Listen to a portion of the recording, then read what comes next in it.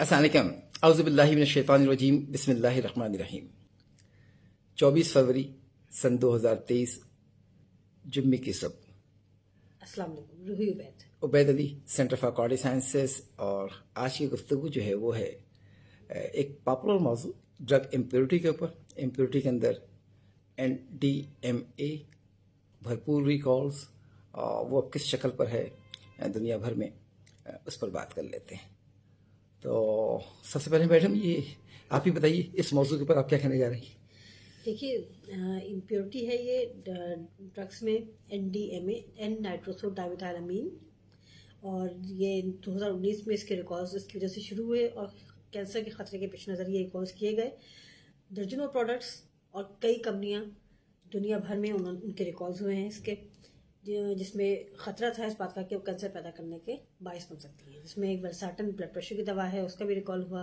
پھر زینٹیک اس کی گلیکسوسمتھلائن کی دوا ہے، اس کا بھی ریکال ہوا.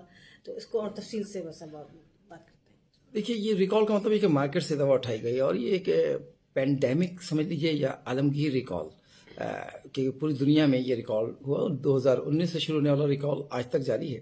یہ موضوع دلچسپی کا باعث بھی ہے، اہمیت کا باعث بھی ہے، اور بہت اذیت کا باعث بھی ہے. تو اور اس سے بہت سارے سبق بھی ہیں، اور پتہ نہیں آگے کیا صورتحال ہونے جا رہی ہے، تو وہ ہم آپ سے شیئر کرتے ہیں. NDMA ایک امپیورٹی ہے نائٹروسامین کی، اور یہ بات آج سے نہیں بہت پہلے سے دنیا کو پتہ ہے. مڈ آف 19 سینچری دنیا کو بات پتہ تھی کہ یہ جو NDMA ہے یہ ایک امپیورٹی ہے. اور بعد میں 19 اگر آپ دیکھیں 80s میں تو یہ بات کلیئر ہو چکی تھی کہ جی 70s سے لے کے 80s کے درمیان کہ یہ کینسر پیدا کرنے کا پوٹینشیل رکھتی ہے. اس زمانے میں جو کینسر پر ریسرچ ہو رہی تھی، جینوٹاکسیسٹی جو دیکھی جاتی تھی، اس میں جانوروں کے اوپر ہم یہ 1 ملی گرام جو NDMA ہے وہ لگا کر کینسر پیدا کیا کرتے تھے، تاکہ اگر کینسر کے اوپر کوئی دوا کا افیکٹ دیکھنا ہے یا کوئی بھی اس کی اسٹڈیز ہو رہی ہو تو پھر یہ 2 ملی گرام جو ہے وہ ویسی ٹاکسک ہوا کرتا تھا، کل کر دیا کرتا تھا اینیملز کو. تو یہ ایک بات گوشے میں موجود تھی کہ NDMA ایک کینسر پیدا کرنے والا سبسٹنس ہے. حیرت انگیز جو بات ہے نا جو ہمیں آپ سے شیئر کرنا چاہتے ہیں آج کے اس میں، وہ ہے NDMA کا ورلڈ وائڈ ریکال جو شروع ہوا تھا وہ ولسارٹان سے شروع ہوا تھا. ایک چھوٹی سی فارمیسی نے اس بات کو آئیڈینٹیفائی کیا تھا کہ اس کے اندر NDMA ہے ولسارٹان کے اندر. پھر وہ پھیلتا گیا، پتہ لگا کہ جی NDMA مختلف ڈرگس کے اندر ہے. تو بات صرف اور صرف ولسارٹان تک نہیں رہی، پھر وہ بات اور آگے بڑھ گئی. آگے بڑھنے کے بعد پھر وہ میٹفارمن بھی آیا، آپ کا رینیٹرین بھی آیا. آج یہ گفتگو آپ تک پہنچانے کی جو وجہ ہے وہ انٹرسٹ کو اور تشویش کو جو ہے وہ اجاگر کرنا ہے کہ گلیکسو ایک بہت بڑی کمپنی ہے. گلیکسو کا اس ہیلتھ کیئر سسٹم میں بہت بڑا رول ہے. اسی طریقے سے اسمتھ کلائن ایک بہت بڑی کمپنی ہے، اس کا ایک بہت بڑا رول ہے، ہسٹوریکل رول ہے. ویلکم، بیوز ویلکم یہ بہت بڑی کمپنی ہے. پھر بیچم بھی بڑی کمپنی ہے.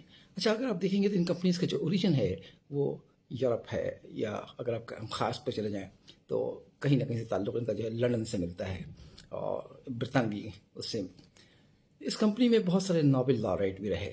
ابھی ساری کمپنیاں مرج ہو گئی ہیں، مطلب میں نے اور میڈم نے الگ الگ، جب یہ سب کمپنیاں الگ الگ تھی تو اس وقت سے ان کو ڈیل بھی کرتے رہے، دیکھتے بھی رہے ان کے جہاں مینوفیکچرنگ فیسٹری ہے پاکستان میں اس کا انسپیکشن بھی کرتے رہے. مجھے باہر بھی ان کی فیسٹری دیکھنے کا موقع ملا یورپ کے اندر.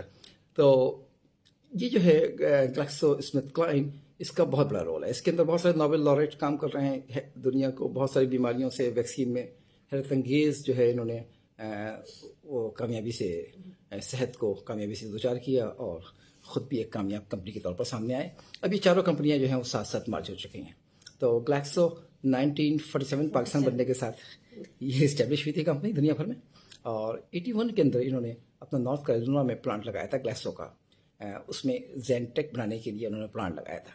اب جو زینٹیک جو دوا ہے اس کے ساتھ تشویش یہ ہے کہ اب جو رپورٹس پبلش ہو رہی ہیں، جو کورٹ سے سامنے آ رہی ہیں پرانی رپورٹس، اس سے یہ پتہ چلتا ہے کہ گلیکسو کے وہ تمام لوگ جو سائنٹسٹ تھے، ان میں سے اکثر کو سر کا خطاب ملا، CEOs کو ان کا ایوارڈ ملے بڑے بڑے، تو ان کو یہ بات معلوم تھی کہ ان کے رینیٹیڈین میں جو کہ السر کی دوا تھی، اس سے پہلے ایک ٹیگامیٹ دوا آیا کرتی تھی سیمیٹڈین.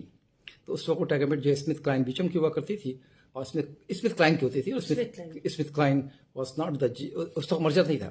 تو گلیکسو نے اس کے ساتھ جو دوسری دوا لے کر آئے تھے وہ تھا رینیٹیڈین.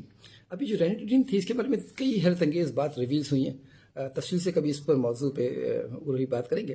جی آج ان کو میں کچھ باتیں بتاتا ہوں ہسٹری سے کہ ہسٹری سے کہہ رہی ہوں. اب دیکھیے ان کو یہ بات پتہ تھی، ان کے اپنے رپورٹس میں دو بات جو ہے نا وہ بڑی حیرت انگیز سامنے آئی ہے. مثلا دیکھیے اس زمانے میں بھی جب اب یہ این ڈی اے میں ہے کیا، بہت ساری دواؤں کے اندر بہت سارے اس کے اندر جو ہے وہ امینس موجود ہیں. اب جو امینس ہیں اور آپ کے اسٹمک میں جو ہے ایسیڈک انوائرمنٹ ہے، ایک ہائپوتھیسس جو ہے نا اس کے کنکلوسیو ایویڈنسز موجود تھے. وہ ہائپوتھیسس یہ کہتا تھا کہ یہ جو نائٹریٹس ہیں، نائٹرک ایسڈس جو استعمال ہوتا ہے گوشت کے اندر ایز اے پریزرویٹو یا فلیور کے طور پہ جو استعمال کر رہے ہیں وہ نائٹرک، اس سے کنورٹ ہو جاتا ہے نائٹریٹس اور امین مل کر این ڈی ایم اے بناتے ہیں. اور این ڈی ایم اے جانور جو اینیمل جو تھے ایکسپریمنٹل اینیمل، اس میں وہ کینسر پیدا کرنے کے لیے استعمال کیے جاتے تھے. تو اب ان کو جب یہ جی ایس کے کو یہ بات اس وقت کے گلیکسو کو جب یہ بات ان کے علم میں تھی تو انہوں نے اس بات کو دانستاً چھپا کے رکھا، جو اب ریویل ہو رہا ہے. میں ابھی یہ نہیں کہہ سکتا کہ این ڈی ایم اے واقعی کینسر پیدا کر رہی ہے یا نہیں کر رہی ہے، لیکن یہ میں بڑے